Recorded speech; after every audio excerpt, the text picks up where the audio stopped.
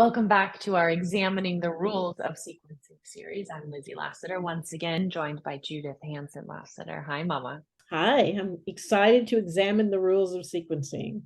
Today we're talking about headstand and shoulder stand, the order we should practice these poses. Should we practice headstand first? Should we practice shoulder stand first? But before we dive in, I've got to give you the website, lassiter.yoga. Hopefully you're already subscribed to our new moon mail. We send monthly free full-length yoga classes, and you can only find them there. It's also where you will hear more about our sequencing course. So the big question, Mama, what do you think? What do you practice? What do you teach? Headstand first or shoulder stand first? I have a very decided opinion on this, and I'd like to share why I have it. I practice headstand before shoulder stand. I will, in teaching, give shoulder stand in the class without a headstand, but I would never give headstand without a shoulder stand to balance it. Headstand is a position in which you can only see the world. You can't see yourself. You can see your elbows, the sides of your elbows,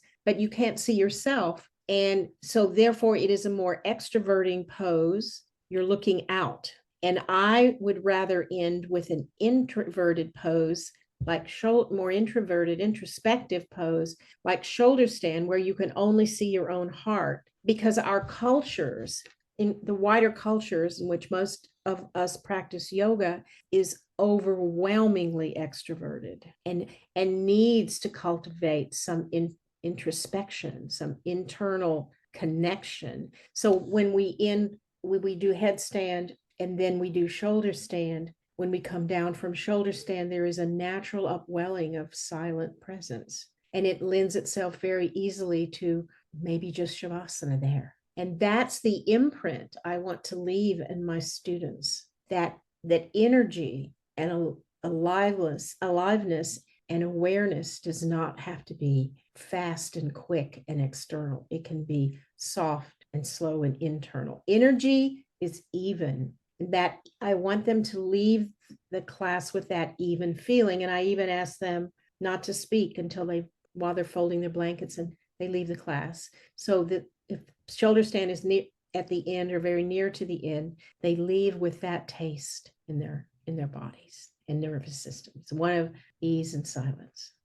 I like that. And I agree. I like to practice headstand before shoulder stand. What you teach in the sequencing course, which I think is a caveat or an interesting addendum to this conversation, is you teach shoulder stand with support. So with blankets or elevated on the chair. How does that change the effect of the pose shoulder stand? Give us a little teaser answer to that question, Mom. It reduces the effort. So instead of doing shoulder stand, you put yourself in a position in which shoulder stand finds you. You are receptive. You are receiving shoulder stand. Yes. I like that so much. All right, let me give the website one last time, lassiter.yoga. Sign up for our free monthly newsletter. Stay in the loop, get notified about our sequencing course. Thank you so much, Mama. Namaste.